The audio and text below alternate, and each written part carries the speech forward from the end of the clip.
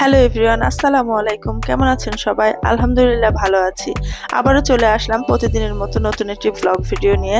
আজকে সকাল সকাল ব্লগটা শুরু করে দিলাম। আহনা ফারিসের দ্বিতীয় সাময়িক পরীক্ষা চলছে। আজকে যেহেতু বিজ্ঞান পরীক্ষা, তাই সকাল সকাল ওদেরকে ঘুম থেকে উঠিয়ে পড়তে বসিয়ে দিয়েই আমি সকালের নাস্তাটা তৈরি করেছি। বাচ্চাদের পরীক্ষার সময় হেল্পিং হ্যান্ডের আরো ফাঁকি দেওয়া বেড়ে যায়, তো আজকে আসেনি সকালে, তাই সকাল থেকে দৌড়ানির উপরেই আছে। বারবার বলেছি বাচ্চাদের পরীক্ষার সময় ফাঁকি না দিতে, বারবার ফোন করছি কিন্তু ফোনও রিসিভ করছে না। আবার কিছুক্ষণ পর ফোন অফ করে দিল।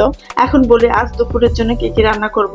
লাউয়ের খোসা দিয়ে আলু ভাজা করব, টাকি মাছের ভুনা করব হাজবেন্ডের জন্য, আর বাচ্চাদের জন্য করব লাউ চিংড়ি। একটা জিনিস কি জানেন, আমি যখন যাকে ভালোবাসি সবকিছু উজাড় করে ভালোবাসি, আর এটাই মনে হয় আমার বড় সমস্যা। আর এই জন্যই আমাকে অনেক বেশি কষ্ট পেতে হয়। মানুষকে দ্রুত বিশ্বাস করে ফেলা আর ভালোবাসা, এটার মতো বোকামি মনে হয় আর কিছুই নেই। অল্পতেই মানুষকে বিশ্বাস করে ফেলে, ভালোবেসে ফেলে। মাঝে মাঝে তো মনে হয় আল্লাহ পাক এত নরম মনের মানুষ করে আমাকে কেন তৈরি করলো। বোকার মতো অন্যকে ভালোবেসেই যায়, কিন্তু যাকে আমি ভালোবাসছি সে আমাকে ভালোবাসছে কিনা, আপন ভাবছে কিনা, এটা আমার মাথায় আসে না।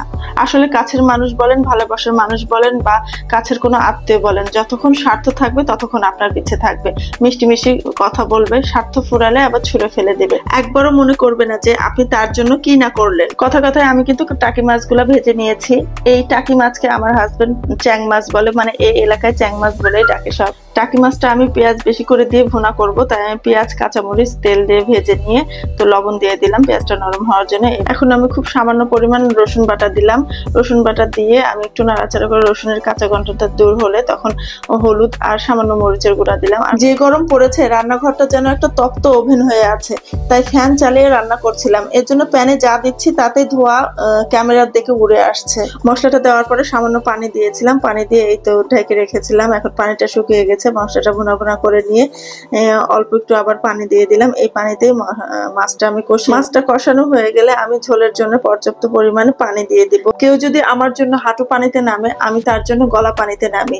কেউ যদি আমাকে এক হাত দেখায়, তাহলে আমি তার জন্য 2 হাত বাড়িয়ে দিই। আমার মনে হয় নিজের মনের মধ্যে এক গাদা ময়লা জমিয়ে রেখে অন্যের ভালোবাসা পাওয়ার জন্য ব্যাকুল হয়ে থাকলেও কখনো ভালোবাসা পাওয়া যাবে না। আসলে বিনিময় বলতে একটা কথা আছে, আসলে কোনো ভালোবাসা একতরফা হয় না। আপনি একজনকে সম্মান দিচ্ছেন, ভালোবাসছেন, কিন্তু তার কাছ থেকে ক্রমাগত অপমানিত হয়ে যাচ্ছেন, তখন কি তাকে আর আপনি ভালোবাসবেন? এক সময় দেখবেন যখন আপনার দেওয়ালে পিঠ থেকে যাবে, তখন আপনি ঠিকই সেই অপমানের প্রতিবাদ করবেন।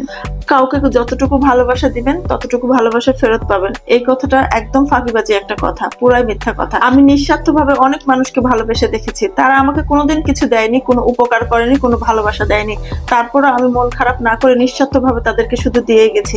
আসলে আমি খুব অল্পতে মানুষকে বিশ্বাস করে ফেলি, যেখানে যাকে যতটুকু ভালোবাসি একদম মন থেকেই ভালোবাসি, আর মন থেকে ভালোবেসে মনে হয় বারবার ঠকে যায়। কিন্তু এই বিষয়টা নিয়ে আমার কোনো আফসোস নেই, কারণ আমি যা করেছি মন থেকে করেছি, এটা ভেবেই আমি শান্তি পাই। মনের মধ্যে এক গাদা নোংরা চিন্তাধারা রেখে আমি মানুষের সাথে মিশি না। সব থেকে হাস্যকর বিষয় কি জানেন, যারা আমার সাথে টেক্কা দিতে চায় তারা সবসময় নিচেই পড়ে থাকে। যাই হোক, অনেক কিছুই বলে ফেললাম।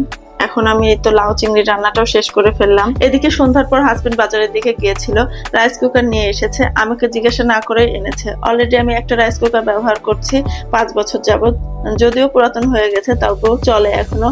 আর একটা আছে বিশাল আকৃতি, সেজন্য সেটার প্যাকেটই খুলেনি, আমি ওইভাবেই পড়ে আছে সেটা। তাই উনি বললো একটা ছোট রাইস কুকারের দরকার আছে, তাই তোমার জন্য এটা নিয়ে আসলাম। দেখেন আমার জামাইয়ের পছন্দ কত সুন্দর, কি সুন্দর একটা কিউট রাইস কুকার নিয়ে চলে এসেছে। তো আজকের ভিডিওটা এখানেই শেষ করছি। সবাই ভালো থাকবেন, সুস্থ থাকবেন, আল্লাহ হাফেজ।